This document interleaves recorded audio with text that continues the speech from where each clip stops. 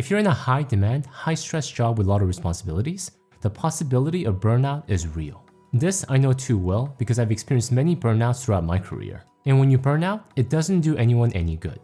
Not for yourself, your family, and also your wallet. So in that spirit, if you're in a high demand job, let me share with you 12 ways you can combat and cure burnout. Number 1 way to combat and cure burnout: admit that you are burned out.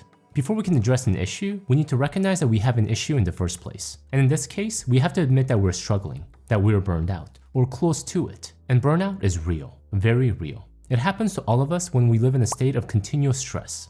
The feeling that we pushed ourselves too hard for too long, and now we just feel we can't keep up anymore. As I stated earlier, I know this feeling too well given I experienced it multiple times throughout my 20+ year career. But I was never really good at admitting to the fact that I was burnt out. Having spent most of my 20s in a military culture, I subconsciously came to believe that being burnt out was a sign of weakness, that I was not cut out. I just didn't have what it took. I thought I wasn't allowed to say I was burnt out. That was what weak people did. However, we're all different individuals with different upbringings and different characteristics. And different things impact us in different ways. I may be totally fine sleeping in the woods for 5 days without a shower, but put me in a cubicle for 2 hours, and for some reason, I'm totally spent. Or vice versa, I'm completely fine working behind the desk for 10 hours straight, but put me on the sales floor and I'm a complete wreck. So we should never feel shame for feeling burnt out.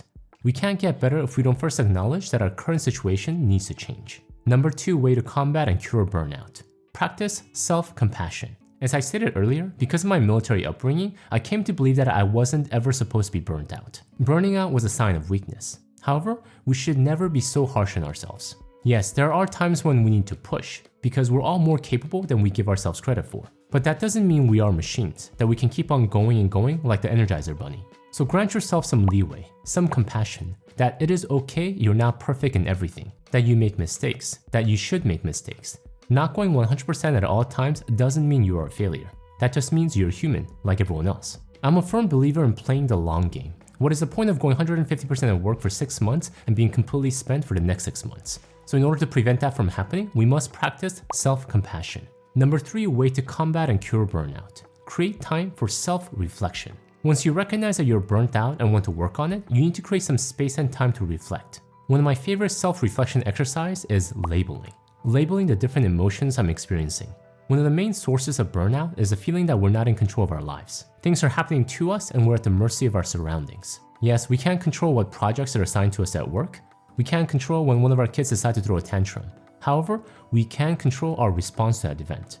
This is one of the key principles of better life management. Recognizing that while we can't control what happens to us, we can control our response to what happens to us. And one of the first steps is by labeling what we're feeling. I feel angry.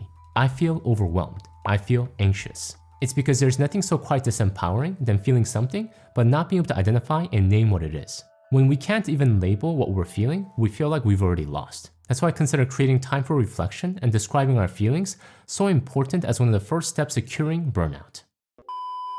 In talking about reflecting, have you been reflecting about a great online bank to house your money? Well, what a coincidence. If you've been in the market looking for a great online bank, I recommend you check out SoFi and their checking and high yield savings account. Not only do they offer excellent competitive rates, you pay no account fees, you can earn up to $250 when you sign up and set up direct deposits, and access additional FDIC insurance up to $2 million. Of course, terms apply. And because of their excellent, easy-to-use user interface, competitive rates, and strong customer service, SoFi helps you to spend more time on things that help you cure burnout, not add to it. So if you've been on search for a great online bank, make sure to check out SoFi. And if you use my special link, sofi.com/tay, you'll be supporting the channel as well. I'll also have a link in the description below. Alright, with that said, let's get back to the video. Number 4 way to combat and cure burnout: focus on meaning. Focus on the bigger and deeper purpose behind the things that you do. Another reason for burnout is when we feel like the activity that we're spending so much of our time and energy on has no purpose. In Greek mythology, we have Sisyphus, who was punished for his trickery by being forced to roll a boulder up a hill for eternity. Every time he neared getting the boulder to the top of the hill, it would roll back down, forcing him to repeat this action over and over again. And if we feel like this about our work, where we do something over and over without any purpose or meaning behind it, we'll naturally burn out. So focus on meaning. Despite how boring our work may seem or how mundane it is, we can all find meaning behind everything that we do. As a former finance director, I spent a good years of my life behind spreadsheets crunching numbers all day long, running this scenario and that. And the work itself at times reminded me of Sisyphus. I felt like I was running complicated scenarios all day long, only to have it roll right back at my feet because the executive team decided to take the project in a different direction. And if I just focused on the mundane element of the work, I would have gone crazy. So I had to constantly reframe my perspective on the work that I did, to see the meaning and the bigger purpose behind it. The work itself may feel mundane and boring, but it's helping to make important decisions. The numbers that I was coming up with was a crucial component to new funding, and new funding that could help with new development that would better serve the community. Bottom line, when you start to feel like Sisyphus, reframe the work that you're doing. Try to see the bigger meaning and purpose behind what we do, because despite how small of a part we may be playing, we're still an important part of that process. Before we move on, a quick reminder. If you find value in all the things that I'm covering here, please make sure to download your free one-page PDF companion guide that goes along with this video. It has everything I'm covering in this video in a simple to digest one-page format. Go to the link I'll have in the description below to download your free copy. The number 5 way to combat and cure burnout. Practice the I love my job exercise. This one I learned from one of my favorite productivity guru and motivational speaker, Ziglar. In one of his speaking gigs, he ran into a lady who had nothing but bad things to say about her workplace. The place was so toxic. Her coworkers were so mean, and her boss was so demanding. So he asked her to do an exercise. Go home and start a list that starts with, I like my job because. When she protested there was nothing she liked about her work, he asked her, well, do they pay you? And she grudgingly said yes. Do they provide you a desk? And again, she said yes. Do they give you healthcare benefits? And she said yes. So he told her to start there. I like my job because they pay me. I like my job because they give me a desk. I like my job because they provide me and my family with healthcare. Then once you've listed everything you liked about your job, change the word like to love. For this lady, just this exercise and reframing of her perspective made her work life so much better. Now, this simple exercise may not completely change everything about your work in your life, but it can help reframe your perspective. So much of how we feel about something is how we perceive it. Is the glass half empty or half full? Well, it depends on who you ask. And I feel the people who see the glass half empty are at most often higher risk of burnout. Number 6 way to combat and cure burnout. In the line of positive mindset exercise, practice gratitude. I feel being thankful is one of the simplest yet the most powerful way to reframe our mindset instantly. Just the other day, I was listening to a podcast about the Black Death. The Black Death was a bubonic plague pandemic that occurred in Europe from 1346 to 1353. To this day, it is considered one of the most fatal pandemics in human history. As many as 50 million people died, possibly 50% of Europe's population at the time. Some cities were so devastated by the plague that cities like Florence, Italy did not regain its pre-14th century size until the 19th century. Now, that was a pretty morbid piece of history, and you might be thinking, Tay, what are you talking about? Black Death? 14th century? What does that have to do with my burnout? Yes, some may think it's completely irrelevant, but for me, stories like these help me. They help me because they help to reframe my perspective from complaint to gratitude. Yes, I'm frustrated and burned out by the fact that I have so much work piled up, but hey, I still have my health. That is something to be thankful for, right? And just that little bit of gratitude changes my mood. If you want to systematically build gratitude into your daily routine, I recommend writing it down on a regular basis. Start small by writing a list of things you're grateful for. Nice weather, your health, your family. For me, having a running list of things that I'm thankful for that I can reference on a daily basis is a great motivator whenever I'm feeling down. Number 7 way to combat and cure burnout. Learn to unplug. Essentially, learn to create me time. It's easy to believe that in order to achieve peak performance at life and at work, we need to always be on. Work harder, push harder. Sleeping is for losers, working is for winners. Now, if you're a freak of nature that only needs 3 hours of sleep per night, this may work for you. But if you're a mortal like me, you need way more than 3 hours of sleep per night. And not just sleep, but intentional rest if you want to mitigate burnout. If you want to perform at your best over a long period of time, you need to regularly unplug. When you're working at your desk, unplug at least every couple hours. Step away from your desk and go for a walk. Read an enlightening book. Stare at the sky.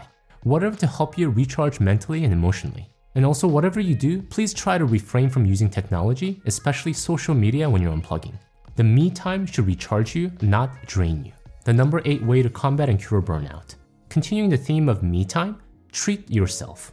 3 words for you. Treat yourself. When you're in a real slump, treat yourself. Give yourself the permission to treat yourself. I talk a lot about pretty boring stuff on this channel. Living below your means, paying down debt, investing in boring index funds. But the reason why I focus so much on these boring money activities is so that they enable you to live your best version of an exciting life. So give yourself the permission to treat yourself at times. I give myself the permission to have the best hair treatment possible. My wife gives herself the permission to buy the best outfit. Now, you don't want to go overboard in the spirit of treating yourself, but what is money for if it is not helping you live the life that you want? Number 9 way to combat and cure burnout.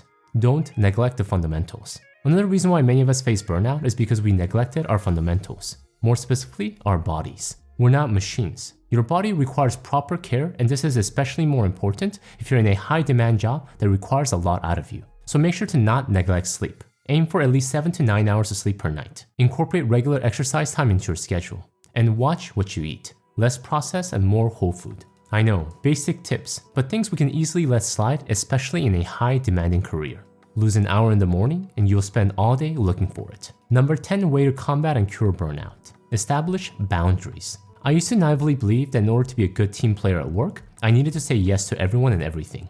I thought being accommodating was a trait of a good employee. However, what I've learned through experience is that though at times, yes, we should accommodate, to do it all times without any boundaries is not wise. True wisdom is actually when we learn how to define and set clear boundaries with people around us. Boundaries define us. They define what is me and what is not me.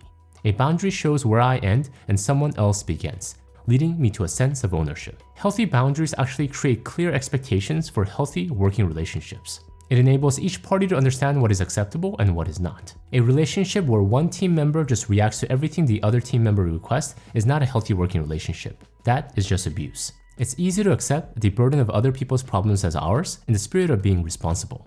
However, we need to understand that a lot of times, though we're responsible to that person, we're not actually responsible for them. So at times, it's not only okay to say no, but essential for our mental health and managing burnout. Number 11 way to combat and cure burnout. Embrace seasonality. Essentially recognize that as there are different seasons in a year, there are different seasons in your life as well. One of the reasons I personally faced burnout was because I neglected this fact. When my kids were born, I really didn't think much about how it would impact my work life. I would just work as hard as I did before. Having a 6-month-old infant wouldn't change much for me, would it?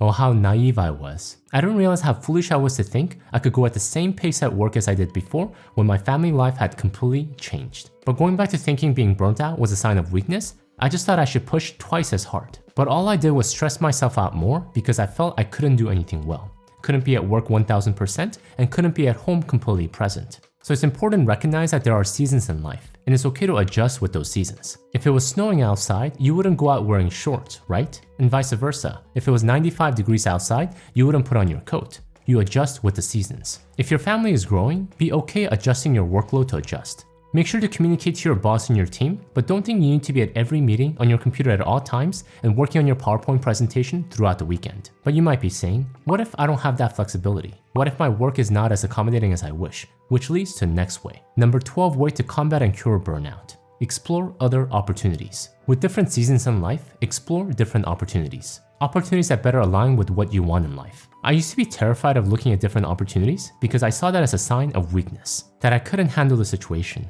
that I was weak. However, that is not true. Smart people are always looking for new opportunities. Most often, the challenge with smart, hardworking people isn't giving up too quickly, but not moving on sooner. Winners quit fast, quit often, and quit without guilt. So if none of the exercise that we've done so far is curing your burnout, it may be time for a change of scenery. And not only is that okay, it is crucial. Thank you guys for watching. In the spirit of letting things go, if you want to learn about other things we should let go as we age, please check out my video here. Until next time, all the best.